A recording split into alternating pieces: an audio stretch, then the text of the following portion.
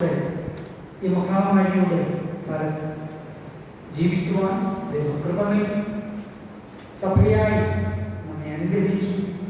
പലവിധമായ പ്രവർത്തനങ്ങളിൽ നമുക്ക് ഏർപ്പെടുവാൻ ദൈവം നമ്മെ തുണച്ചു. ജീവനുള്ളവരുടെ ദേശത്ത് ശേഷിച്ചിരിക്കുന്നത് തന്നെയാണ് ഈ കാലഘട്ടത്തിലെ ഏറ്റവും പ്രധാനപ്പെട്ട സാക്ഷി. തീർച്ചയായും ദൈവം നമ്മെ ഈ ആരാധനയ്ക്ക് കൂട്ടിക്കൊണ്ടുവന്നു. കർത്താവിന് നന്ദി അറിയിച്ചു. കർത്താവിൻ്റെ രണ്ടാം വരവ്, അതാണല്ലോ നാം ചിന്തിക്കുന്നത്. നമ്മുടെ ഈ വെള്ളിയാഴ്ച ദിവസത്തെ ആരാധന നമ്മുടെ ഇടവകാലങ്ങൾ മാത്രമല്ല, മറ്റ് പലരും ഈ ആരാധനയും ഈ പ്രസംഗവും പ്രാർത്ഥനയും ഗാനങ്ങളുമെല്ലാം ശ്രമിക്കുന്നത് നമുക്കേറെ സന്തോഷമാണ്. അതുകൊണ്ട് തന്നെ പലരും ഈ വെളിപാട് പുസ്തകത്തിൻ്റെ വ്യാഖ്യാനവും കർത്താവിൻ്റെ രണ്ടാം വരവിൻ്റെ ഈ പഠനവും ഒക്കെ കേട്ടിട്ട് എന്നോട് ചോദിച്ചു, വാസ്തവത്തിൽ ഇത് സംഭവിക്കുമോ, കർത്താവ് വരുമോ എന്ന്. വളരെ സഭകളിലും അതുപോലെ തന്നെ മറ്റു പല രംഗങ്ങളിലും യേശുക്രിസ്തുവിന്റെ സാക്ഷികളായി നിൽക്കുന്നവർ ചോദിച്ചു, കർത്താവ് വരുമോ എന്ന് ചോദിച്ചു. അപ്പൊ ഞാൻ പറഞ്ഞു, നമ്മുടെ വിശ്വാസ പ്രമാണം എന്താണെന്ന് നിങ്ങളൊന്ന് വായിച്ചു നോക്കണം. വേദപുസ്തകത്തിൽ എന്താണ് പറഞ്ഞിരിക്കുന്നതെന്ന് വായിച്ചു നോക്കണം.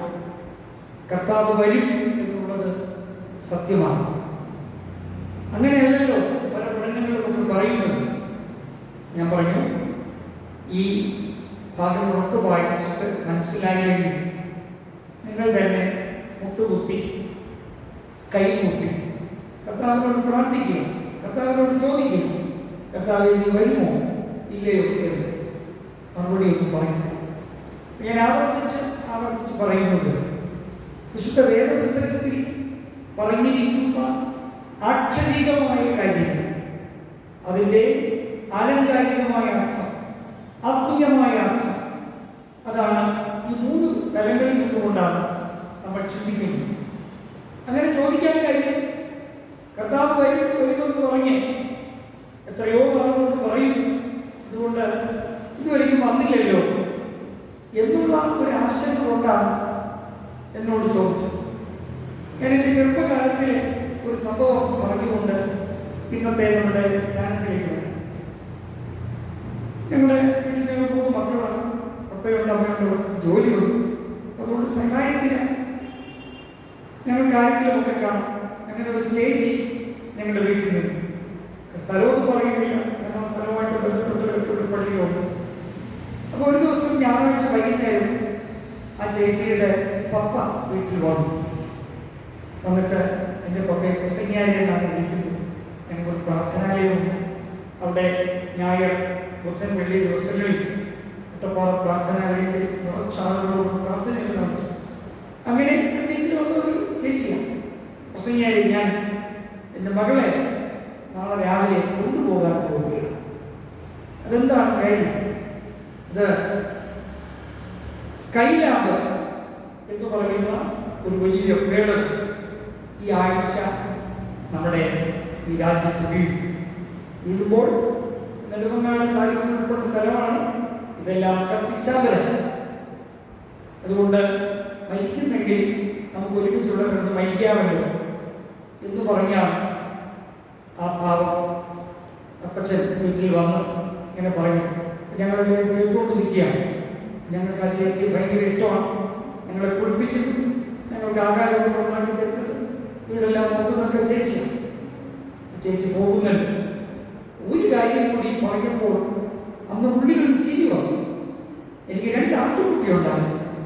ആട്ടുകുട്ടിയെ കൂടെ ഞാൻ വിറ്റിട്ട് മക്കൾക്കെല്ലാം ഭക്ഷണം കൊടുക്കാൻ പോവുക, ആഹാരമൊക്കെ കൊടുത്ത് മരിക്കാൻ ഒരുങ്ങിയിരിക്കുക. വർഷങ്ങൾക്ക് മുമ്പ് നമുക്ക് സംഭവം. കർത്താവ് വരുന്നില്ലല്ലോ എന്ന് ഒരു പക്ഷേ നമുക്ക് തോന്നും. എന്നാൽ വിശുദ്ധ വേദപുസ്തകത്തിൽ കർത്താവായ യേശുക്രിസ്തു തന്റെ മണവാട്ടിയായ സഭയെ ചേർക്കുവാൻ വരും എന്ന് തന്നെയാണ് വ്യക്തമായി പറഞ്ഞിരിക്കുന്നത്. നമ്മുടെ വിശ്വാസ പ്രമാണത്തിലൂടെ സഭാപിതാക്കന്മാർ നമ്മെ പഠിപ്പിച്ചിരിക്കുന്നത് കർത്താവായ യേശു ക്രിസ്തു വരും എന്ന് തന്നെയാണ്. വേദപുസ്തകത്തിൽ പറഞ്ഞിരിക്കുന്നത് ഒന്നും കളവല്ല. നമ്മൾ ഈ ചിട്ടയായി പഠിച്ചു വരുന്ന കാര്യങ്ങൾ പറഞ്ഞിട്ട് അടുത്ത ഭാഗം, ഒരുപാട് പുസ്തകം അവസാനമേ പഠിക്കുള്ളൂ. അടുത്ത ഭാഗം എന്തുകൊണ്ട് കർത്താവായ യേശു ക്രിസ്തു വരും, അതിന്റെ ലക്ഷണങ്ങളാണ് അടുത്ത് നമ്മൾ മനസ്സിലാക്കാനായിട്ട് പോകുന്നത്. ഇന്ന് നമ്മൾ ചിന്തിക്കുന്നത് ന്യായവിധിയെക്കുറിച്ച്. ലെസൺ വളരെ നന്നായി വേദപുസ്തകം വായിച്ചു. അതിന് മുമ്പ് ഒരു കൊച്ചുകൂടെ സംഗീതമൊക്കെ വായിച്ചു. യഹോവയുടെ വെളിച്ചവും രക്ഷയും ആകെ ആരെ പേടിക്കും. കർത്താവിൽ വിശ്വസിക്കുന്നവർക്ക് ശിക്ഷാവിധിയുമില്ല എന്നാണ് നമ്മൾ ഇന്ന് ഭാഗമായിട്ട് വായിച്ചത്. ന്യായവിധി എന്താണ്? ന്യായവിധി ദൈവത്തിന്റെ മക്കൾ പറന്ന് ഉയർന്ന് കുഞ്ഞാടിന്റെ കല്യാണത്തിന് മുൻപ് സംഭവിക്കുന്ന സംഭവമാണ് ന്യായവിധി. അതിന്റെ ഒരു ശക്തമായ റെഫറൻസ് 2 കൊരിന്ത്യർ 5:10 ഒരാൾക്ക് വായിക്കാം. 2 കൊരിന്ത്യർ 5:10 എഴുന്നേറ്റ് വായിച്ച മൈക്കിലൂടെ വായിച്ചപ്പോൾ അവനവൻ ശരീരത്തിലിരിക്കുമ്പോൾ ചെയ്തത് നല്ലതാകിലും തീയതാകിലും അതിന് തക്കവണ്ണം പ്രാപിക്കേണ്ടതിന് നാമെല്ലാവരും ക്രിസ്തുവിന്റെ ന്യായാസനത്തിന് മുൻപാകെ വെളിപ്പെടേണ്ടതാണ്. ഇത് വേദപുസ്തകത്തിൽ പറഞ്ഞിരിക്കുന്നതാണ്, കളവല്ല. അപ്പോസ്തലനായ പൗലോസ് കൊരിന്ത്യർക്ക് എഴുതിയ 2-ാം ലേഖനം 5:10 പറഞ്ഞു. അവനവൻ ശരീരത്തിലിരിക്കുമ്പോൾ ചെയ്തത് നല്ലതാകിലും തീയതാകിലും അതിന് തക്കവണ്ണം പ്രാപിക്കേണ്ടതിന് നമ്മളെല്ലാവരും ക്രിസ്തുവിന്റെ ന്യായാസനത്തിന് മുൻപാകെ നിൽക്കണം. 3 കാര്യങ്ങൾ. ഒന്ന്, പ്രവൃത്തിക്ക് തക്ക ഫലം വാങ്ങുവാൻ. ആരും അത് നമ്മളെ അവിടേക്ക് ന്യായാസനത്തിന് മുമ്പ് എത്തിക്കേണ്ട കാര്യമില്ല. നമ്മൾ സ്വയമേവ അവിടെ നിൽക്കും. പിന്നെയോ ന്യായവിധിയിൽ നിന്നും ആർക്കും ഒഴിഞ്ഞു നിൽക്കാൻ കഴിയുകയില്ല. മനസ്സിലാക്കിക്കൊണ്ട് 3 കാര്യങ്ങളാണ്.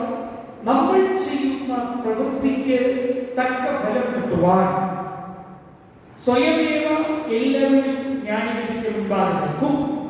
ആരും നമ്മളിതാ ഇന്നയാളിനെ ന്യായവിധിക്ക് മുമ്പാകെ കയറ്റി വിടേണ്ട കാര്യമില്ല. വിസ ഒന്നും വേണ്ട, പാസ്പോർട്ട് ഒന്നും വേണ്ട, ന്യായവിധി എത്തും. ഈ ന്യായവിധിയിൽ നിന്നും ആർക്കും ഒഴിഞ്ഞു നിൽക്കുവാൻ കഴിയുകയില്ല. എങ്ങനെയുള്ളവർക്കാണ് ഈ ന്യായവിധി വരുന്നത്? 5. നമ്മൾ നമ്മളോട് തന്നെ ചെയ്യുന്ന കുറ്റത്തിന്, നമ്മളോട് ചെയ്യുന്ന, നമ്മുടെ ശരീരത്തോട് ചെയ്യുന്ന, നമ്മുടെ ജീവനോട് ചെയ്യുന്ന കാര്യങ്ങൾ നാം നമ്മെ തന്നെ വഞ്ചിക്കുന്നതിന് ന്യായവിധിക്ക് മുമ്പാകെ നിൽക്കണം. 2, ശരീരം, മനസ്സ്, ആത്മ. ദൈവം നമുക്ക് തന്നിരിക്കുന്ന ഈ ശരീരം ദൈവത്തിന്റെ മന്ദിരമാണ്. ഈ മന്ദിരത്തെ ഞാൻ നിങ്ങൾ നശിപ്പിക്കുന്നുവെങ്കിൽ ന്യായാസനത്തിന് മുൻപാകെ നിൽക്കണം. എന്ന് വെച്ചാൽ മനസ്സിലായല്ലോ, ദൈവത്തിന് വസിക്കാനുള്ള കൂടാരമാണ് നമ്മുടെ ശരീരം. ഈ ശരീരം എന്റെയും നിങ്ങളുടെയും സ്വന്തമല്ല, പിന്നെയോ കർത്താവിന്റെ ദാനമാണ്. ഈ ശരീരത്തെ നശിപ്പിച്ചിട്ടുണ്ടെങ്കിൽ ന്യായവിധിക്ക് മുമ്പാകെ നിൽക്കണം. ശരീരം, മനസ്സ്. എന്താണ് മനസ്സ്? മനസ്സിൽ ആവശ്യമില്ലാത്ത കാര്യങ്ങളൊക്കെ കുത്തി നിറയ്ക്കുവാൻ നമ്മൾ നാം പലരുടെയെങ്കിലും ആരുടെയും പ്രേരണ കൊണ്ട് ആയിത്തീർന്നിട്ടുണ്ട്. ന്യായാസനത്തിന് മുൻപാകെ കണക്ക് കൂട്ടണം. 3, ആത്മീയ പരിമോക്ഷണത്തിന് നമ്മുടെ ഒരു മനുഷ്യൻ എന്ന് പറയുന്നത് ശരീരം, മനസ്സ്, ആത്മാവ്. ആത്മീയ പരിമോക്ഷണത്തിന് ദൈവം ഒരുക്കിയിട്ടുള്ള അവസരങ്ങൾ പാഴാക്കിയിട്ടുണ്ടെങ്കിൽ ദൈവത്തിന്റെ മുൻപാകെ കണക്ക് കൊടുക്കേണ്ടി വരും. വ്യക്തമായല്ലോ? നമ്മളോട് തന്നെ ചെയ്യുന്നത് ശരീരം, മനസ്സ്, ആത്മാ. നമ്മുടെ ശരീരം എന്ന് പറയുന്നത് ദൈവത്തിന് വസിക്കുവാനുള്ള കൂടാരം. 3, നമ്മുടെ കുടുംബത്തോട് നാം ചെയ്യുന്ന പ്രവൃത്തികൾ എന്ന് വെച്ചാൽ അപ്പൻ, അമ്മ, ഭാര്യ, മക്കൾ, സഹോദരൻ, ഭർത്താവ്. അപ്പനെ നോക്കാതെ കാലിൽ തൊഴുത്തിരിക്കുന്നവന് ശിക്ഷയുണ്ട്. അമ്മയെ പുറമ്പോക്കിൽ ഉപേക്ഷിച്ചു പോകുന്ന മക്കൾക്ക് ശിക്ഷയുണ്ട്.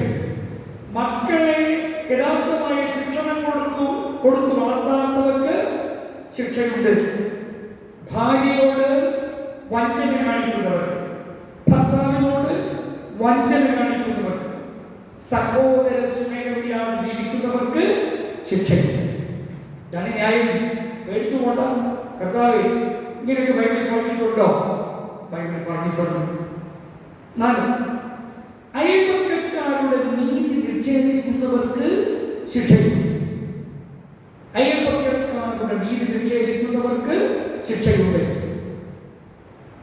5, ദൈവം നമുക്ക് തന്നിരിക്കുന്ന സഭയോട് നീതി നിഷേധം കാണിക്കുന്നവർക്ക്, കലഹമുണ്ടാക്കുന്നവർക്ക് ശിക്ഷയുണ്ട്. 5 കാര്യങ്ങൾ ഇത് വേദപുസ്തകത്തിൽ പറഞ്ഞിരിക്കുന്നതാണ്. ഞാനല്ല പറഞ്ഞിരിക്കുന്നത്, പൗലോസ് പറഞ്ഞിരിക്കുന്നത്. നമ്മളോട് ചെയ്യുന്നത് ശരീരം, മനസ്സ്, ആത്മാവ്, കുടുംബത്തോട് ചെയ്യുന്നത്, അയൽപക്കക്കാരോട് ചെയ്യുന്നത്, സഭയോട് ചെയ്യുന്നത്. നമ്മളാരും നിൽക്കില്ല എന്ന് നമുക്കറിയാം. കാരണം നമ്മൾ ഈ പട്ടികയിൽപ്പെട്ടവരല്ല. ശരി, ഞാൻ ഈ മുമ്പ് ഇരിക്കുന്നവരെ പേരറിയാവുന്ന പേര് വിളിച്ച് ചോദിക്കുന്ന ഒരു സ്വഭാവം ആരും പിണങ്ങി കുഴപ്പമില്ല. റോമർ 14:10 മുതൽ 12 വരെ വായിക്കുമ്പോൾ അവിടെ നമുക്ക് കാണാം. ഞാൻ നിങ്ങൾക്ക് എല്ലാവരും എന്ന് പറയും. എന്നാൽ നീ സഹോദരനെ വിധിക്കുന്നത് എന്ത്? അല്ല, നീ സഹോദരനെ ധിക്കരിക്കുന്നത് എന്ത്? നാം എല്ലാവരും ദൈവത്തിന്റെ ന്യായാസനത്തിൽ മുൻപാകെ നിൽക്കേണ്ടി വരുമാകയാൽ നമ്മിൽ ഓരോരുത്തർ ദൈവത്തോടുകൂടെ കണക്ക് ബോധിപ്പിക്കേണ്ടി വരും. ഈ വാക്യം ഞാൻ പറഞ്ഞത് ശരിയെന്ന് പരിശോധിക്കണം. എടുത്തവർ വായിച്ചു. റോമർ 14:10-12. എന്നാൽ നീ സഹോദരനെ വിധിക്കുന്നത് എന്ത്? ശരിയാണല്ലോ. അല്ല, നീ സഹോദരനെ ധിക്കരിക്കുന്നത് എന്ത്? ശരിയാണല്ലോ. ഉണ്ടല്ലോ നമ്മുടെ ബൈബിളിൽ. നാം എല്ലാവരും ദൈവത്തിന്റെ ന്യായാസനത്തിൽ മുൻപാകെ നിൽക്കേണ്ടി വരും. വേദപുസ്തകത്തിൽ പറഞ്ഞിരിക്കുന്നല്ലോ. അടുത്തത്, എന്നാൽ എന്റെ മുമ്പിൽ എല്ലാ മുഴങ്കാലും മടങ്ങും, എല്ലാ നാവും ദൈവത്തെ സ്തുതിക്കും എന്ന് കർത്താവ് അരുളിച്ചെയ്യുന്നു. മതി. ആകെ നമ്മിലോരോരുത്തർ ദൈവത്തോട് 12ാമത്തെ വാക്യത്തിലാണ് കണക്ക് ബോധിപ്പിക്കേണ്ടത്. ദൈവത്തെ ഞാൻ ഇന്ന് നിങ്ങളുടെ മുമ്പിൽ പറയുന്നത് ഒരു കണക്കെഴുത്തുകാരനായിട്ടാണ്. നമ്മൾ ഇവിടെ ചെയ്യുന്ന എല്ലാ കാര്യങ്ങളും എഴുതിക്കൊണ്ടിരിക്കുന്ന ഒരു ദൈവം. ആ ദൈവത്തെയാണ് വിശുദ്ധ വേദപുസ്തകം പരിചയപ്പെടുത്തുന്നത്. വേദപുസ്തകത്തിൽ ഈ ഭാഗം ഗ്രീക്ക് പദത്തിൽ ഉപയോഗിച്ചിരിക്കുന്നത് BEMA, ബീമ, ബെമ എന്ന്. അതായത് ഈ ഗ്രീസിൽ നടക്കുന്ന ഒരു കായിക മത്സരം. ഇപ്പോൾ ഒളിമ്പിക്സിന്റെ സമയമാണ്, നമുക്കറിയാം. ഇതുപോലെ നമ്മൾ രാവിലെ പോലെ കേട്ടുകൊണ്ടിരിക്കുന്നത് ഹോക്കി മത്സരത്തിൽ നമ്മുടെ ഇന്ത്യൻ താരങ്ങൾ അവർ എന്താണ് തോറ്റുപോയി, ഒരുതി തോറ്റു എന്നാണ് അല്ലേ? ഒരു TV വാർത്ത പെൺപട ഒരുതി തോറ്റു. ഒക്കെ ഒന്നുമില്ലായിരുന്നു. ഒരു സങ്കടമൊക്കെ വരുന്നു, കഴിയുന്നു. അപ്പൊ കായിക മത്സരം. അപ്പൊ ഈ ഭീമ എന്ന് പറയുന്ന ഈ വലിയ കല്ലിൽ ചെയർമാൻ അഥവാ പ്രസിഡന്റ്, രാജാവ് ഇരിക്കും. കായിക മത്സരങ്ങൾക്ക് ഗ്രീസിന്റെ ചരിത്രം പഠിക്കുന്നവർക്കറിയാം.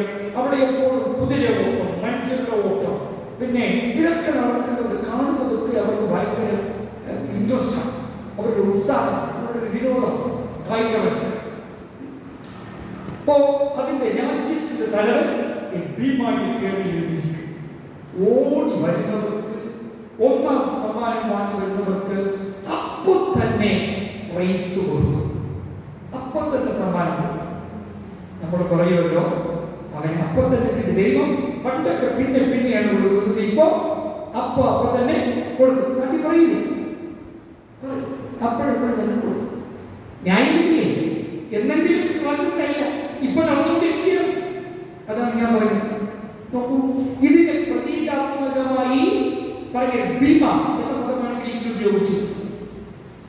ദീർഘിപ്പിക്കുന്നില്ല. റോമർ 8:1 ഒരാൾക്ക് വായിക്കാം.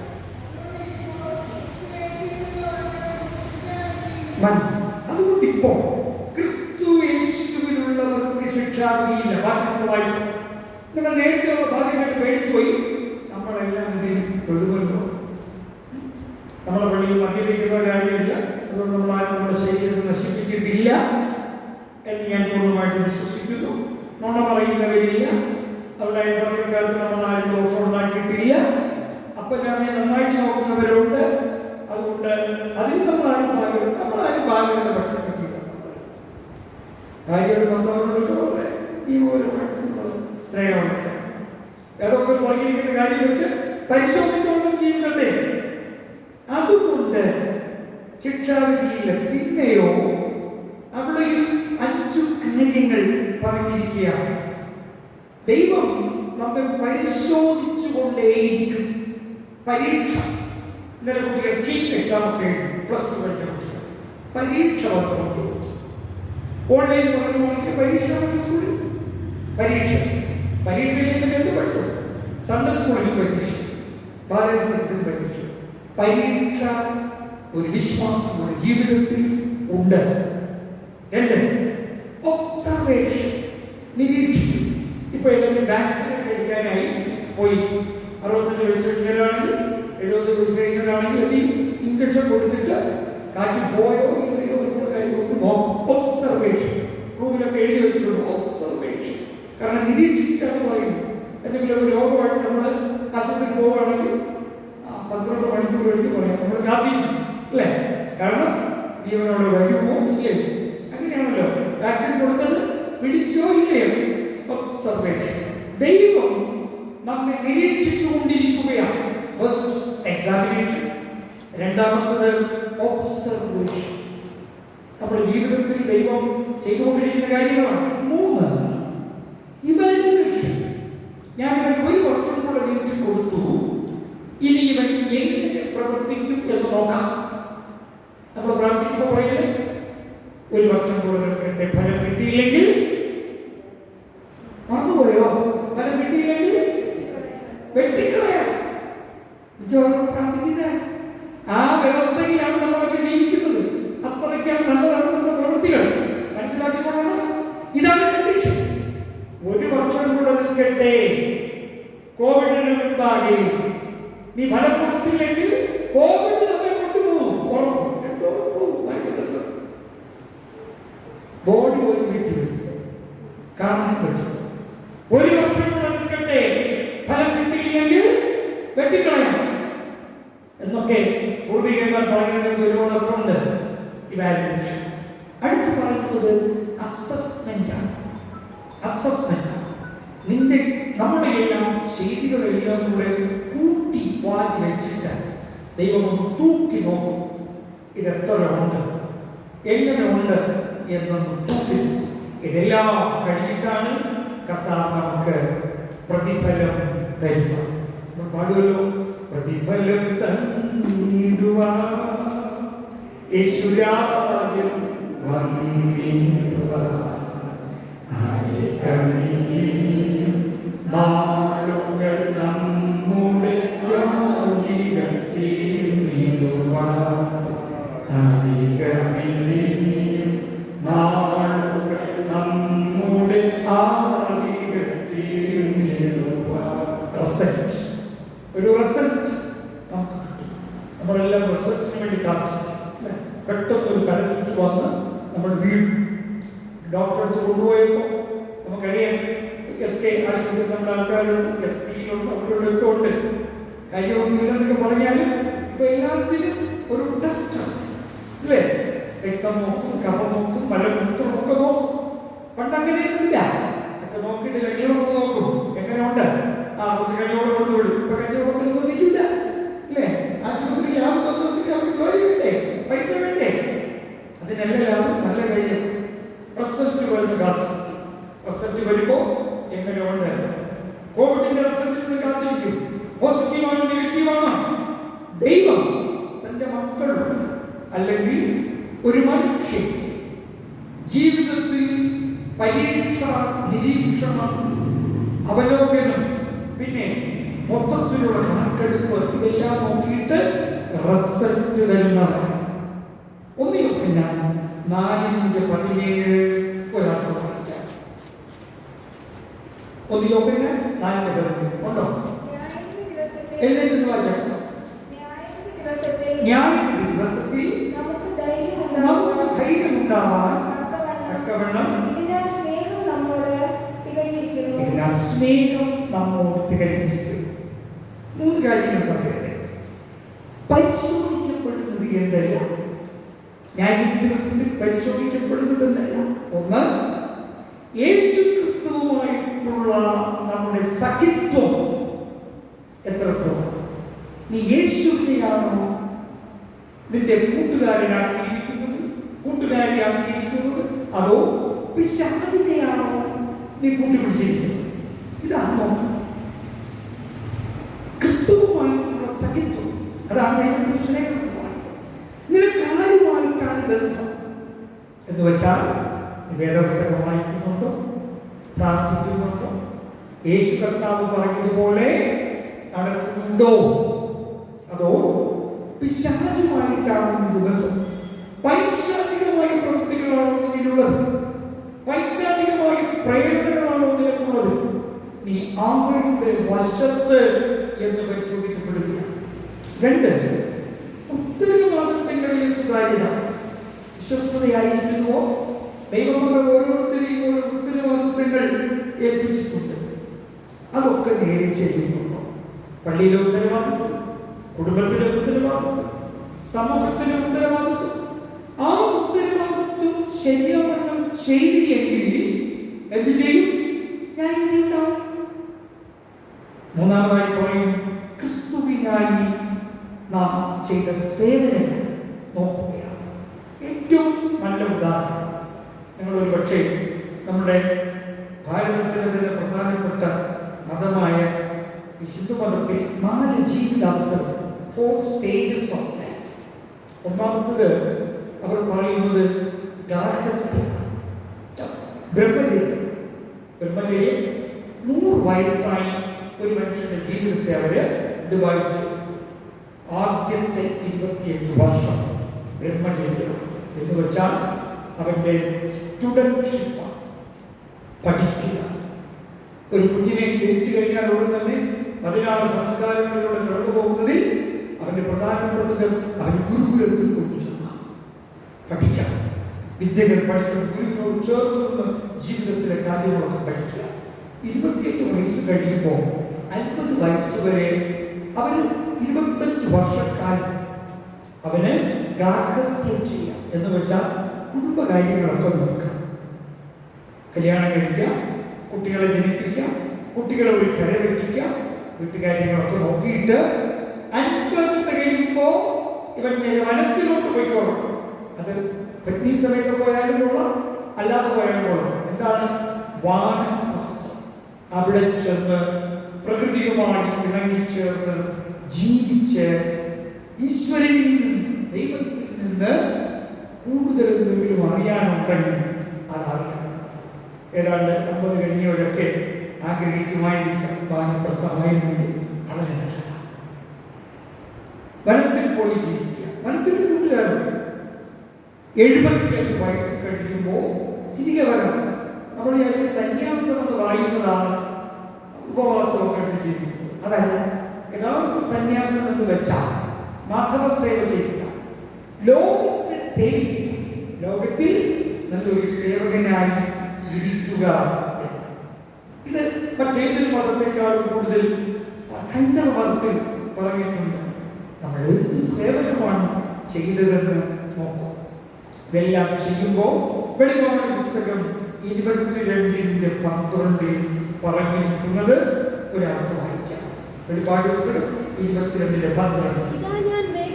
ഇതാ ഞാൻ വേഗം വരുന്നു, ഓരോരുത്തരും അവനവന്റെ പ്രവൃത്തിക്ക് തക്കവണ്ണം കൊടുക്കാൻ പ്രതിഫലം എന്റെ മക്കളുണ്ട്. 22:12. എല്ലാവർക്കും ഒന്ന് വേദപുസ്തകം ഉള്ളവർ നിങ്ങൾക്ക് വായിക്കാൻ അറിയാമെങ്കിൽ അതുകൊണ്ട് വേദപുസ്തകം കൊണ്ടുപോകുന്നത് നല്ലതാണ്. പള്ളിയിൽ വരുമ്പോൾ അത് ആധാർ കാർഡ്, നമ്മുടെ ക്ലീൻ ചീറ്റ് എന്ന് പറയുന്നതാണ്. എല്ലാവരും പറഞ്ഞു 22-12 ഇതാ ഞാൻ വേഗം വരുന്നു പറഞ്ഞു. വലിയൊരു കഥ പറഞ്ഞു. പണ്ട് ഒരച്ഛൻ പ്രസംഗിച്ചുണ്ട്. പ്രസംഗം നമ്മുടെ ഇതുപോലത്തെ ഒരു നല്ല കുറ്റമൊന്നുമല്ല, പാവപ്പെട്ട ഒരു പള്ളിയാണ്, കുറ്റത്തിന് നല്ല പഴക്കമുണ്ട്. അപ്പോൾ അച്ഛൻ ആവേശം അല്പം കൂടുതലാണ്. അച്ഛൻ പ്രസംഗിക്കുമ്പോൾ പുൽപ്പറ്റിട്ട് ഇടിക്കും, അങ്ങോട്ടും ഓടും. അപ്പോൾ ഫ്രണ്ടിൽ നല്ല പ്രായമുള്ള ഒരു അമ്മച്ചി ഇരിക്കുകയാണ്. വെളിപാട് പുസ്തകം 22:12 പ്രസംഗം. ഇതാ ഞാൻ വേഗം വരുന്നുവെന്ന് ഈ പ്രസംഗത്തിൽ 3 പ്രാവശ്യം പുൽപ്പുറ്റിൽ ഇങ്ങനെ ഇടിച്ചു പറഞ്ഞപ്പോൾ ഏതാണ്ട് പുൽപ്പുറ്റൊടിഞ്ഞ് പ്രസംഗകൻ അമ്മച്ചിയുടെ അടുത്തേക്ക് പോയി. അമ്മച്ചി പേടിച്ചിട്ട് കഴിഞ്ഞാൽ മക്കളെ എത്ര പെട്ടെന്ന് വരുമെന്ന് വിചാരിച്ചു. അമ്മച്ചിക്കൊന്നും പറ്റിയില്ല. പ്രസംഗം ചില പരിക്കുകളെ പറ്റിയുള്ളൂ. ഇത് കർത്താവ് പറഞ്ഞ കാര്യമാണ്. വെളിപാട് പുസ്തകം 22:12 ഇതാ ഞാനല്ല വരുന്നത്, കർത്താവ്. ഉറപ്പാണോ? ഉറപ്പാണോ? ഇത് എന്നോട് സംശയം ചോദിച്ച ആ ബഹുമാന്യനായ സാറിന് കേൾക്കാൻ വേണ്ടിയാണ് പറയുന്നത്. സാറിന് പക്ഷേ ഈ പ്രസംഗം കേൾക്കുന്നു. വെളിപാട് പുസ്തകം 22:12 ഇതാ ഞാൻ വേഗം വരുന്നു. എന്തിനാണ് വരുന്നത്? ഓരോരുത്തരും അവനവന്റെ പ്രവൃത്തിക്ക് തക്കവണ്ണം പ്രതിഫലം കൊടുക്കാൻ എന്റെ പക്കലുണ്ട്. 3 പുസ്തകങ്ങളാണ് ആധാരമായിട്ട് ഉപയോഗിക്കുന്നത്. ഒന്ന് വിശുദ്ധ യോഹന്നാൻ 12:48 ഒരാൾക്ക് വായിക്കും. അടുത്ത് മലാക്കി 3:16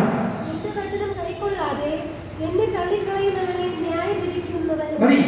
യേശു ക്രിസ്തുവിന്റെ സുവിശേഷം നമ്മെ ന്യായം വിധിക്കുന്നതിന്റെ ഒന്നാമത്തെ അടിസ്ഥാനം യേശുവിന്റെ സുവിശേഷത്തിന്റെ അടിസ്ഥാനത്തിലാണ്. ഇത് പെട്ടെന്ന് പറയുമ്പോൾ 2 മലാക്കി പ്രവചനം 3:16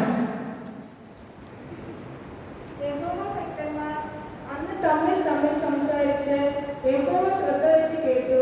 യഹോവ ഭക്തന്മാർക്ക് അവന്റെ നാമത്തെ സ്മരിക്കുന്നവർക്ക് വേണ്ടി അവന്റെ സന്നിധിയിൽ ഒരു സ്മരണ പുസ്തകം എഴുതി. രണ്ടാമത്തെ പുസ്തകം സ്മരണ പുസ്തകം. ന്യായവിധിക്കുള്ള ഒന്നാമത്തെ പ്രമാണം സുവിശേഷങ്ങൾ. യേശു എന്താണ് പറഞ്ഞിരിക്കുന്നത് അതിന്റെ അടിസ്ഥാനം. 2 മലാക്കി പ്രവചനത്തിൽ പറഞ്ഞിരിക്കുന്നു എന്റെ പുസ്തകമാണ് സ്മരണ പുസ്തകം. 3 വിശുദ്ധ ലൂക്കോസ് 10:70 ഒരാൾക്ക് വായിക്കും.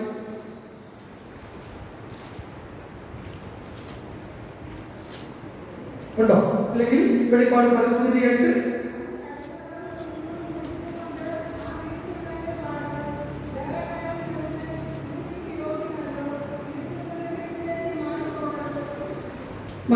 വെളിപ്പാട് 13:8 ലോകസ്ഥാപനം മുതൽ അർത്ഥപ്പെട്ട കുഞ്ഞാടിന്റെ ജീവപുസ്തകത്തിൽ പേർ എഴുതിയിട്ടില്ലാത്ത ഭൂവാസികളൊക്കെയും അതിനെ നമസ്കരിക്കും. ജീവന്റെ പുസ്തകം. 3 പുസ്തകങ്ങളാണ്. 1 സുവിശേഷങ്ങൾ, സുവിശേഷ പുസ്തകം. 2 സ്മരണ പുസ്തകം. 3 ജീവന്റെ പുസ്തകം. പേര് നോക്കും. നമ്മൾ പറഞ്ഞു കേട്ടിട്ടുള്ളത് പത്രോസ് ലീഗ. അത് കഥയാണ്, കൽപ്പിതമായ ഭാവനയാണ്. സ്വർഗത്തിന്റെ കവാടത്തിൽ നിൽക്കും. എൻ്റെ പേര് ഞാൻ അങ്ങോട്ട് ചെല്ലുപോയി. ഞാൻ ഒരുപാട് പള്ളിയിൽ അച്ഛനായി. ഞാൻ അവിടെ ആ ജോലിയൊക്കെ ചെയ്തിട്ടുണ്ട്. ഞാൻ മിഷന്റെ പ്രവർത്തനങ്ങളൊക്കെ ചെയ്തിട്ടുണ്ട്. എൻ്റെ പേരുണ്ടോ? ജീവന്റെ പുസ്തകം നോക്കുമ്പോൾ ക്ഷമിക്കും, ഒരുപാട് കാര്യങ്ങൾ ചെയ്തിട്ടുണ്ട്. ജീവന്റെ പുസ്തകം. 3 പുസ്തകങ്ങളാണ്. സുവിശേഷത്തിൽ എന്ത് പറഞ്ഞിരിക്കുന്നുവോ അത് ചെയ്യണം. 2 ഓർമ്മകളുടെ പുസ്തകം, സ്മൃതി പുസ്തകം, സ്മരണ പുസ്തകം. നമ്മൾ അത് മറന്നുപോയിട്ടുണ്ടാവാം, പക്ഷേ ദൈവമൊന്നും മറന്നിട്ടില്ല. ഓർമ്മകളുടെ പുസ്തകം. ഓർമ്മിക്കണം. നിങ്ങൾക്ക് ആർക്കെങ്കിലും ദോഷം ചെയ്തിട്ടുണ്ടോ?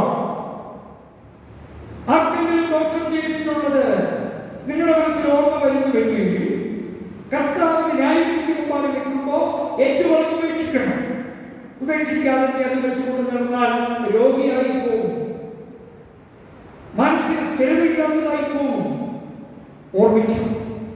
ദൈവം ഉണർത്തിച്ചു തരുന്നത് ഏറ്റുപറഞ്ഞ് ഉപേക്ഷിക്കണം. പിന്നെയോ ജീവന്റെ പുസ്തകം.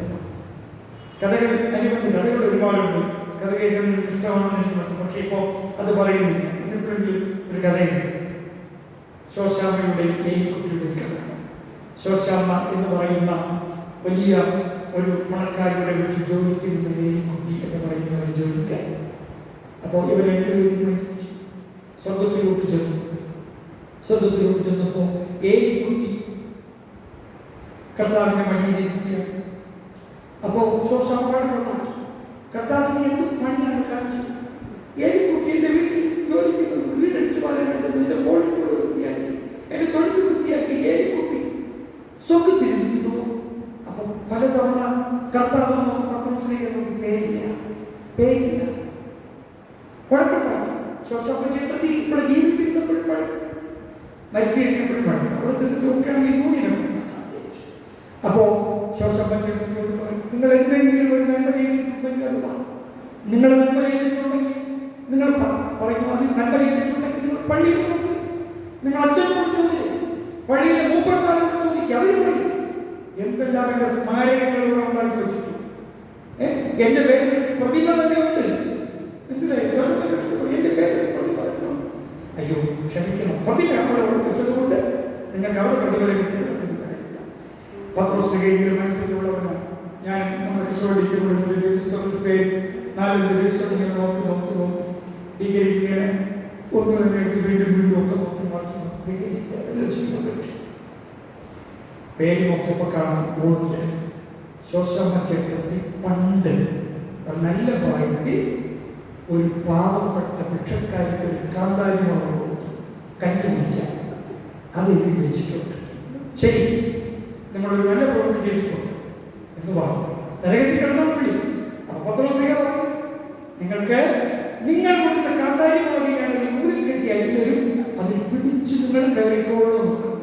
ശോശാമ്മ ചേട്ടത്തി ഭയങ്കര സന്തോഷം. ഒരു കാന്താരി മുളക് അങ്ങോട്ട് ഇറക്കി കൊടുത്തു. ശോശാമ്മ ചേട്ടത്തി ഒരൊറ്റ പിടി, നമ്മളെ പോലെ പൊട്ടിപ്പോകുന്ന കെട്ടല്ല, കർത്താവ് ഇറക്കി കൊടുത്ത കാന്താരി മുളകാണ്. ഏതാണ്ട് പിടിച്ച് മുകളിലോട്ട് വന്നപ്പോൾ ശോശാമ്മ ചേട്ടത്തി നോക്കി താഴോട്ട് നോക്കിയപ്പോൾ അവരുടെ കാലിൽ ഇങ്ങനെ ആത്മാക്കൾ തൂങ്ങി കിടക്കുക. ഇങ്ങനെ മാറമായി തൂങ്ങി കിടക്കും. ശോശാമ്മ ചേട്ടത്തി പിടി വിട്ടു. വേറൊന്നും കൊണ്ടല്ല, ഞാൻ പോയാലും എന്റെ പുറകെയുള്ള സ്വർഗത്തിലോട്ട് കയറാൻ പറ്റും. നമ്മൾ ചെയ്യുന്ന ഏത് പ്രവൃത്തിയും തൂക്കി നോക്കുന്ന കർത്താവ് ഉണ്ട്. അതുകൊണ്ട് ഏതെങ്കിലും ഒരു നന്മ ആർക്കെങ്കിലും ചെയ്തു കൊടുത്തിട്ടുണ്ടെങ്കിൽ, ആരുടെയെങ്കിലും കണ്ണീര് നാം ഒപ്പിയിട്ടുണ്ടെങ്കിൽ, ഏതെങ്കിലും ഒരു വീട്ടിൽ കലഹമുണ്ടായപ്പോൾ നിന്റെ ഒരു വാക്ക് സമാധാനമായിട്ടുണ്ടെങ്കിൽ പാലാൽ പോയി ചിന്തിക്കരുത്.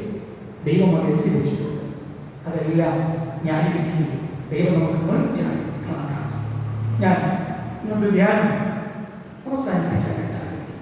പ്രവൃത്തികൾ, വാക്കുകൾ, രഹസ്യങ്ങൾ, ആലോചനകൾ, ന്യായവിധികൾ, പ്രവൃത്തികൾ, വാക്കുകൾ, രഹസ്യങ്ങൾ, ആലോചനകൾ.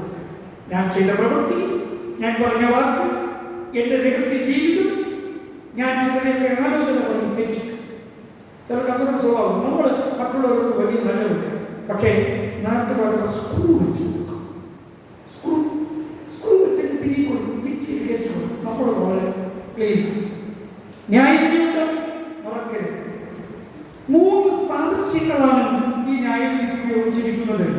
ഒന്ന്, ഒരു ഗൃഹവിചാരം.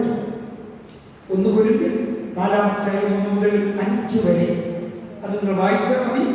ഒരു വീട്ടുകാരി ഗൃഹവിചാരം, ഒരു വീട്ടിൽ ഒരു കാര്യം നമ്മൾ എങ്ങനെ ക്രമപ്പെടുത്തുന്നു. വീട് നോക്കാത്തവന് ദൈവത്തിന്റെ സന്നിധിയിൽ പ്രവേശനമില്ല. 2ാമത്തെ നിരൂപകം ഓട്ടക്കളം. ഓട്ടക്കളത്തിൽ ഓടുന്നവരനേകരെങ്കിലോ ബിരുദ പ്രാപിക്കുന്നവനേകൻ മാത്രമല്ലയോ. നല്ല പോരാട്ടം പോരാടി ഓട്ടമില്ല, വല്ലഭന്റെ നല്ല പാദത്തിൽ തുടർന്നില്ല. ഓട്ടക്കളത്തിൽ ഓടുന്നോരെങ്കിലോ ബിരുദ പ്രാപിക്കുന്നവരെ മാത്രമല്ലയോ. ഭാരം പാപം തള്ളി ലക്ഷ്യം നോക്കി ഓട്ടം തികയ്ക്കാം. ഭാരം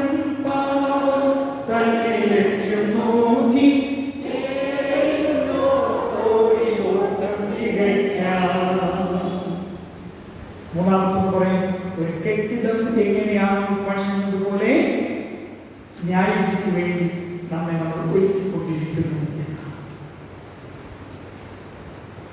ആ കിരീടങ്ങൾ നമുക്ക് ലഭിക്കും. അതുകൂടെ പറഞ്ഞ് ന്യായവിധിയുടെ ഒടുവിൽ അവസ്ഥയാണ്. ന്യായവിധിയിൽ 6 കിരീടങ്ങൾ നമുക്ക് ലഭിക്കും. 6 വാക്യങ്ങളും വായിക്കാൻ 6 പേര് വേറെ. ഒന്നാമത്തെ കിരീടം വെളിപാട് പുസ്തകം 2:10. പെട്ടെന്ന് വായിക്കും. അത് കഴിയുമ്പോൾ മറ്റൊരു 2 തിമോഥെയോസ് 4:8. നീ സഹിപ്പാനുള്ളത് ഒരാൾ വായിച്ചു.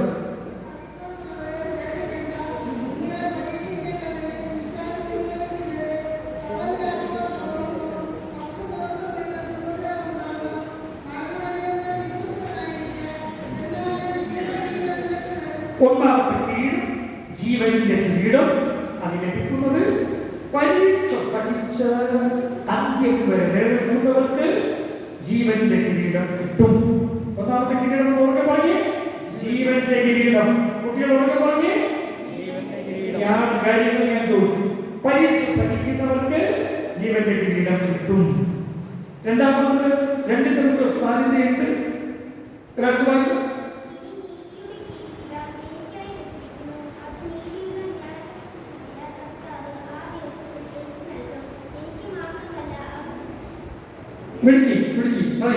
നീതിയുടെ കിരീടം. രണ്ടാമത്തെ കിരീടം നീതിയുടെ കിരീടം. അത് പോർപ്പൊരുതി വിശ്വാസം കാത്തവർക്ക് ലഭിക്കുന്നതാണ് നീതിയുടെ കിരീടം. ഒന്നാമത്തത് ജീവന്റെ കിരീടം, രണ്ടാമത്തത് നീതിയുടെ കിരീടം. മൂന്നാമത്തത് 1 കൊരിന്ത്യർ 9:25. മത്സരത്തോട് 1 കൊരിന്ത്യർ 9:25. അംഗം പൊരുതുന്നവരൊക്കെയും സകലത്തിലും വർജനം ആചരിക്കുന്നു.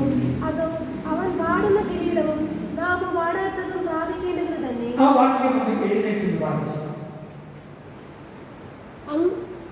അംഗം പൊരുതുന്നവരൊക്കെയും സകലത്തിലും വർജനം ആചരിക്കുന്നു. അതോ അവർ വാടുന്ന കിരീടവും നാം വാടാത്തതും പ്രാപിക്കേണ്ടത് തന്നെ. വാടാത്ത കിരീടം. ആ ഭാഗം താഴോട്ട് വായിക്കുമ്പോൾ വാടാത്ത കിരീടം ലഭിക്കുന്നത് ഇന്ദ്രിയ ജയമുള്ളവർക്ക്. പഞ്ചേന്ദ്രിയങ്ങൾ കൊണ്ട് പഞ്ചഭൂതങ്ങൾ കൊണ്ട് നിർമ്മിതമായിരിക്കുന്നതാണ് നമ്മുടെ ശരീരം. 5 ഇന്ദ്രിയങ്ങളുണ്ട്. നമുക്കത് മുകളിൽ തോന്നും. കണ്ണ്, ചെവി, മൂക്ക്, നാക്ക്, ത്വക്ക്. 5 കണ്ണ്, ചെവി പറയുന്നു അല്ലേ? കണ്ണ്, ചെവി, മൂക്ക്. 4ാമത്തത് നാക്ക്. അടുത്തത് ത്വക്ക്. കാണേണ്ടത് കാണാവും, കേൾക്കേണ്ടത് കേൾക്കാവും, രുചിക്കേണ്ടത് രുചിക്കാവും. മൂക്ക് വാങ്ങിയത് കാണിക്കേണ്ടത് കാണിക്കാവും, പിന്നെ രുചിക്കേണ്ടത് രുചിക്കാവും, സ്പർശിക്കേണ്ടത് സ്പർശിക്കാവും. നമുക്കാർക്കുമില്ലാത്ത ഒന്നാണ് എന്ത്? നാക്ക്. അല്ലേ? നാക്കേ നമുക്കില്ല. കർത്താവ് നാക്ക് തന്നിരിക്കുന്നത് എത്ര ഭംഗിയായിട്ടാണ്. കാരണം നമ്മുടെ നാക്കിന് പുറത്തു പോകുന്ന പല്ല്, അത് കിടക്കണം, ചുണ്ട്, 2 വലിയ മണിക്കെട്ടുകൾ പട്ടാളക്കാരെ കഴിഞ്ഞ് തിരിച്ചിങ്ങോട്ട് വന്നാൽ മാത്രമേ നാക്ക് പുറത്തോട്ട് വരുള്ളൂ.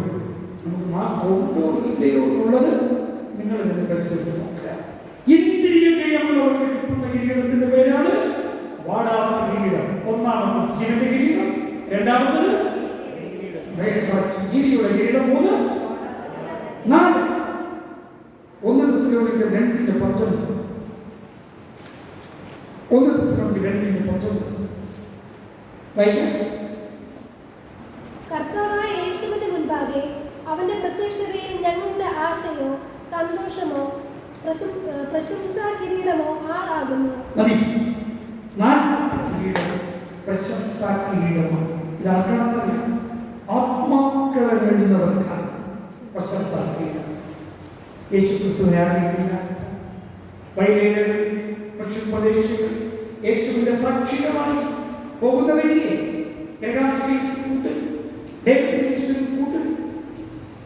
ഒരുപാട് പേരുണ്ട്. ആത്മാക്കളെ നേടുന്നവർക്ക് സുവിശേഷം പ്രസംഗിച്ചുകൊണ്ട് നടക്കുന്നവരുടെ ആത്മാക്കളെ നേടുകയാണ്. അവർക്ക് കിട്ടുന്നതാണ് പ്രശംസ. ജീവന്റെ കിരീടം, നീതിയുടെ കിരീടം, വാടാത്ത കിരീടം, പ്രശംസ കിരീടം. 5 പത്രോസ് 5:4. 1 പത്രോസ് 5:4. എന്നാൽ ഇടയ ശ്രേഷ്ഠ പുരുഷരാകുമ്പോൾ നിങ്ങൾ തേജസ്സിന്റെ വാടാത്ത കിരീടം പ്രാപിക്കും. മതി, തേജസ്സിന്റെ കിരീടം, വാടാത്ത കിരീടം. അഞ്ചാമത്തത് തേജസ്സിന്റെ കിരീടം. അതാർക്കറിയാം? ആടുകൾ പാലനം ചെയ്യുന്ന അജപാലകർക്ക് അവർക്ക് ലഭിക്കുന്ന കിരീടമാണ് തേജസ്സിന്റെ കിരീടം. ജീവന്റെ കിരീടം, നീതിയുടെ കിരീടം, വാടാത്ത കിരീടം, പ്രശംസാ കിരീടം, തേജസ്സിന്റെ കിരീടം. ഒടുവിലത്ത് വെളിപാട് പുസ്തകം 4 വെളിപാട് പുസ്തകം 4 സിംഹാസനത്തിന്റെ ചുറ്റിലും 24 സിംഹാസനം വെള്ളയുടുപ്പ് ധരിച്ചുകൊണ്ട് സിംഹാസനങ്ങളിൽ ഇരിക്കുന്ന 24 മൂപ്പന്മാർ അവരുടെ തലയിൽ പൊൻകിരീടം, സിംഹാസനത്തിൽ നിന്നും മിന്നലും നാദവും ഇടിമുഴക്കവും പുറപ്പെടുന്നു. പൊൻകിരീടം അതാക്കാണെന്നറിയാം. പൊൻകിരീടം ഒരുപക്ഷെ നമ്മൾ ചിന്തിക്കും, സഭയിലൊക്കെ നമ്മൾ ഓരോരോ സ്ഥാനങ്ങളിൽ ശുശ്രൂഷ ചെയ്യുന്നത് ദൈവം കാണുന്നില്ല എന്ന്. മൂപ്പന്മാർ, സഭയിൽ ഓരോ ശുശ്രൂഷ ചെയ്യുന്നവരെ മൂപ്പന്മാരെന്നാണ്. നമ്മൾ ചെയ്യുന്ന ശുശ്രൂഷകൾക്ക് പ്രതിഫലമുണ്ട്. നമുക്കുള്ളത് പൊൻകിരീടമാണ്. പൊൻകിരീടം ന്യായവിധി ദിവസം ഉണ്ട്. ഈ ദിവസത്തിൽ ദൈവം നമുക്ക് ഓരോരോ കിരീടങ്ങൾ തരാൻ ആഗ്രഹിക്കും. അത് ജീവന്റെ കിരീടമാണ്, നീതിയുടെ കിരീടമാണ്, വാടാത്ത കിരീടമാണ്, പ്രശംസാ കിരീടമാണ്, തേജസ്സിന്റെ കിരീടമാണ്, പൊൻകിരീടമാണ്. ഒരുപക്ഷെ നമ്മൾ ചിന്തിക്കും, സഭയിലെ ശുശ്രൂഷ ചെറുതാണ്. ക്രിസ്തുവിന്റെ ശരീരമായ സഭയെ നിലനിർത്തുന്ന, പരിപാലിക്കുന്ന ശുശ്രൂഷ ഒരു ചെറിയ ശുശ്രൂഷയല്ല, ഒരു വലിയ ശുശ്രൂഷയാണ്. ചെയ്യുന്നവർക്ക് ഈ കിരീടം ലഭിക്കും എന്നാൽ തിന്മ പ്രവർത്തിക്കുന്നവർക്കോ അവർക്ക് ലഭിക്കുന്നത് ലോകത്തിന്റെ ഭാര്യയുടെ അവസ്ഥയാണ്. തിരിഞ്ഞു നോക്കുന്നവർക്ക് ലഭിക്കുന്നത് അവർ താഴ്ത്തപ്പെടും. റോമർക്കെതിരെ 14:12 വരെ കിരീടനഷ്ടം സംഭവിക്കും, ലജ്ജയുണ്ടാകും, ഛേദം സംഭവിക്കും. 1 തിമോഥെയോസ് 2:15 പറഞ്ഞിരിക്കുന്നു, ലജ്ജിക്കുക. അവർ ഉപ്പുത്തൂണായിപ്പോ, ജീവനില്ലാത്തവരായിപ്പോ, മറ്റുള്ളവർ എന്ന് ആക്ഷേപിക്കത്തക്ക വിധത്തിൽ ചലനമില്ലാത്തവരായി നിൽക്കും എന്ന് കാണും. പ്രിയമുള്ളവരെ, ഈ രാത്രി ന്യായവിധിയെ കുറിച്ച് കേട്ടു. കർത്താവ് ഇന്ന് ന്യായം വിധിക്കുവാൻ നമ്മുടെ മധ്യത്തിൽ വന്നാൽ, നമുക്കിതിൽ ഏത് കിരീടം കിട്ടും? നമ്മുടെ ഏത് പ്രവൃത്തികളാണ് കർത്താവ് നോക്കുന്നത്? പുനർചിന്തനം ചെയ്യാം. കർത്താവിനെ വേണ്ടി 6 കിരീടം, ഏതെങ്കിലും ഒരു കിരീടം എനിക്ക് ഒരുക്കണമേ കർത്താവേ എന്ന് പ്രാർത്ഥിച്ചു നമുക്ക് ഇവിടെ പോകാമോ? അതായിരിക്കും നമ്മുടെ പ്രത്യാശ. കർത്താവ് നമ്മെ അനുഗ്രഹിക്കട്ടെ. പ്രാർത്ഥിക്കാം. താല്പര്യമുള്ളവർക്ക് ഈ പ്രാർത്ഥനയിൽ എഴുന്നേൽക്കുക, ഇരുന്നു കൊണ്ട് പ്രാർത്ഥിക്കാം. നിങ്ങൾക്ക് ഏതാണോ സൗകര്യം അതുപോലെ നമ്മൾ 5 മിനിറ്റ് നേരം പ്രാർത്ഥിക്കുക. ഈ പ്രാർത്ഥന നാം വായ് അടച്ചു വയ്ക്കുകയില്ല, വായ് തുറന്നു പ്രാർത്ഥിക്കുക. Hallelujah, hallelujah, hallelujah, hallelujah. സ്തോത്രം, സ്തോത്രം, സ്തോത്രം. വായ് തുറക്കുക. നീ ഹല്ലേലൂയ പറയുമ്പോൾ, നീ സ്തോത്രം പറയുമ്പോൾ നിന്റെ ആയുസ് കൂടുകയാണ്. നിന്റെ ജീവിതത്തിലെ പ്രതികൂലങ്ങൾ മാറുകയാണ്.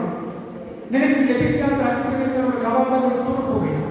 Hallelujah, hallelujah. ഇത് നീ നിന്റെ മുമ്പിലുള്ള ടിവി ഏതെങ്കിലും ഒരു പ്രാർത്ഥനക്കാരോട് പറയുമ്പോൾ പറയുന്നത് മാത്രമല്ല, നിന്റെ ദൈവാലയം, നമ്മുടെ ദൈവാലയം, ഈ ദൈവാലയം നമുക്ക് സ്തുതിക്കാവുന്നതാണ്. ഹല്ലേലൂയ. യഹോവയുടെ സ്തുതി, ദൈവത്തിന്റെ സ്തുതി. Hallelujah, hallelujah. കർത്താവേ, ന്യായവിധിയെക്കുറിച്ച് ഞങ്ങൾ കേട്ടു.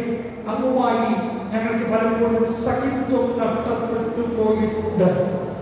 അങ്ങ് ഞങ്ങളെ ഏൽപ്പിച്ച ഉത്തരവാദിത്തങ്ങൾ ചെയ്തിട്ടില്ല. ഞങ്ങളുടെ ഇന്ദ്രിയങ്ങൾ കീഴടക്കാൻ ഞങ്ങൾക്ക് കഴിഞ്ഞിട്ടില്ല. 6 കിരീടങ്ങൾ പറഞ്ഞല്ലോ കർത്താവേ. ഇതിൽ ഒരു കിരീടം പോലും എനിക്ക് ലഭിക്കുമെന്ന് തോന്നുന്നില്ലല്ലോ എന്ന് നിങ്ങൾക്ക് ആർക്കെങ്കിലും തോന്നിയാൽ നിലവിളിച്ചു കരയാം. നിങ്ങളുടെ ജീവിതത്തിൽ, നിനക്ക് തന്നിട്ടുള്ള കുടുംബജീവിതത്തിൽ, ദൈവത്തിന്റെ മുമ്പിൽ തന്നിട്ടുള്ള മക്കൾ, മരുമക്കൾ, ചെറുമക്കളെ, ഭർത്താവ്, ഭാര്യയെ നീ എങ്ങനെയാണ് കണ്ടത്? എങ്ങനെയാണ് കണ്ടത്? യേശു ഈ ദിവസത്തിൽ, ന്യായവിധിയുടെ ദിവസത്തിൽ ചോദിക്കുന്നു, നിനക്ക് എന്തെങ്കിലും അനുഭവിക്കുവാനുണ്ടോ ജീവിതത്തിൽ? എന്റെ കുടുംബത്തിൽ നീ തന്നെ തടസ്സമാകാതെ, നീ ഒരു കല്ലാവാതെ, നീ തൂണാകാതെ, നീ മരകൃഷ്ണമാകാതെ മറയുന്നത് നീയാണ്. നിനക്ക് ഒരു കിരീടം പോലും ലഭിക്കില്ല. നീ പ്രാർത്ഥിക്കുന്നതുമായി അതിന് വ്യക്തമാകാതെ യേശുവിനോട് ചോദിക്കും, എന്റെ പാപങ്ങളേക്ക് പറഞ്ഞു. Hallelujah, hallelujah, hallelujah. യേശുവേ, ഞങ്ങളെ സ്തുതിക്കും. ഞങ്ങളുടെ പാപങ്ങൾ പൊറുക്കണമേ. ഞങ്ങൾ തെറ്റിപ്പോയി, ഞങ്ങളുടെ വിക്രിയങ്ങളെ നിയന്ത്രിക്കാൻ കഴിഞ്ഞില്ല. നീക്കുപോക്ക് തരണമേ, ക്ഷമിക്കണമേ, ക്ഷമിക്കണം, ക്ഷമിക്കണം, ക്ഷമിക്കണം. യേശുവേ, അങ്ങയുടെ സന്നിധിയിൽ ഈ പ്രിയമുള്ളവരെ സമർപ്പിച്ചു പ്രാർത്ഥിക്കുന്നു. വാസ്തവമായി അനുഭവിക്കുന്നവർക്ക് പാപക്ഷമ നൽകുമെന്ന് യേശുവേ, നിങ്ങൾ യഥാർത്ഥപ്പെടുത്തും. അങ്ങയുടെ ചോദ്യാൽ കഴുകണമേ, കഴുകണമേ, വെളിപ്പാക്കണമേ, നടത്തണമേ. യേശുവേ, ഇവിടെ ആവശ്യങ്ങളോടുകൂടെ വന്നിരിക്കുന്നവരുണ്ട്. അവരെ തൃക്കൺപാർക്കണം, അവരെ തൃക്കൺപാർക്കണമേ, അവരെ അനുഗ്രഹിക്കണം. അവരവരുടെ പ്രശ്നങ്ങൾ തിരുമുമ്പിൽ സമർപ്പിച്ചു പ്രതീക്ഷയോടെ മക്കളുടെ ജീവിതം കെട്ടിപ്പടുക്കുവാൻ ആഗ്രഹിച്ചു. തകർന്നുപോയല്ലോ, തകർന്നുപോയല്ലോ എന്ന് ചിന്തിക്കുന്നവരുണ്ട്. യേശുവേ, അങ്ങൊരു പരിഹാരം കൊടുക്കണമേ എന്ന് പ്രാർത്ഥിക്കും. അങ്ങൊരു പരിഹാരം കൊടുക്കണമേ എന്ന് പ്രാർത്ഥിക്കും. അങ്ങ് സകല പ്രശ്നങ്ങൾക്കും പരിഹാരകനാകിയാൽ സ്തോത്രം. കർത്താവേ, രോഗങ്ങളും പേര് നടക്കുന്നത് യാരാധന കഴിയുമ്പോൾ അവർ രോഗമുക്തി പ്രാപിച്ചു. യേശുവിന്റെ രക്തത്താൽ രോഗമുക്തി പ്രാപിച്ചു അവർ പോകട്ടെ. നിങ്ങൾക്ക് രോഗമുണ്ടെങ്കിൽ എനിക്ക് ഇന്ന രോഗമുണ്ടെന്ന് പറയുക. നിങ്ങളുടെ കർത്താവിനെ സ്തുതിക്കുക. ഹല്ലേലൂയ എന്ന് പറയും. 3 പ്രാവശ്യം ഹല്ലേലൂയ എന്ന് പറയും. യേശുവിനെ സൗഖ്യപ്പെടുത്തി. കഴിഞ്ഞ വെള്ളിയാഴ്ച കർത്താവ് നമ്മുടെ ദൈവാലയത്തിന്റെ നടുവിൽ കുറുകിയുമായി നടന്ന് അവരുടെ വിശേഷ വസ്ത്രങ്ങൾ ധരിച്ച് നടന്നു വരുന്നത് കണ്ടു. ഹല്ലേലൂയ, അതൊരു ദർശനം. നോക്കൂ, ഈ ആഴ്ചയിൽ നമുക്ക് ദൈവം നമ്മുടെ ആലയത്തിലെ പണികൾ നടത്തുവാൻ ദൈവം ശക്തി നൽകി. നമുക്ക് ദൈവം ശക്തി നൽകി. 20 പേരെന്ന് പറഞ്ഞെടുത്ത് 40 പേർക്കാരെ നൽകുവാൻ ദൈവം നൽകി. ഹല്ലേലൂയ. ദൈവത്തിന്റെ മക്കൾ ആരാധിക്കുന്നിടത്ത്, ദൈവത്തിന്റെ മക്കൾ ശുശ്രൂഷ ചെയ്യുന്നിടത്ത്, ദൈവത്തിന്റെ മക്കൾ ജനങ്ങൾക്ക് വേണ്ടി പ്രാർത്ഥിക്കുന്നിടത്ത്, ദൈവത്താൽ നിയോഗിക്കപ്പെട്ട ദൈവത്തിന്റെ പ്രതിനിധികളുടെ കർത്താവ് വരും. ഹല്ലേലൂയ. യേശുവിന്റെ കൃപ, യേശുവിന്റെ കൃപ നമ്മോട് കൂടെ. കർത്താവേ, എന്നെ അങ്ങിപ്പോൾ രോഗമൊന്നുമില്ലാത്ത ദിവസം പറഞ്ഞേക്കണം. എന്നെ ഇപ്പോൾ അങ്ങ് സ്വതന്ത്രയാക്കണം. ഞാൻ വീട്ടിൽ ചെല്ലുമ്പോ അന്ധകാരത്തിന്റെ അനുഭവത്തിലാണ് ഞാൻ തിരിഞ്ഞു നോക്കേണ്ടി വന്നത്. ഒരു പ്രകാശത്തിന്റെ അനുഭവം എനിക്ക് തരണമേ എന്ന് നിങ്ങൾ പ്രാർത്ഥിക്കും. യേശുവിനോട് പ്രാർത്ഥിക്കും, കർത്താവിനോട് പ്രാർത്ഥിക്കും, ഹൃദയം കൊണ്ട് പ്രാർത്ഥിക്കും. പ്രാർത്ഥിച്ചിട്ട് എല്ലാ വേദനയും ഭാരവും പാവവും എല്ലാ ദുഃഖവുമെല്ലാം നിങ്ങളുടെ ഉപേക്ഷിച്ചിട്ട് പോകും.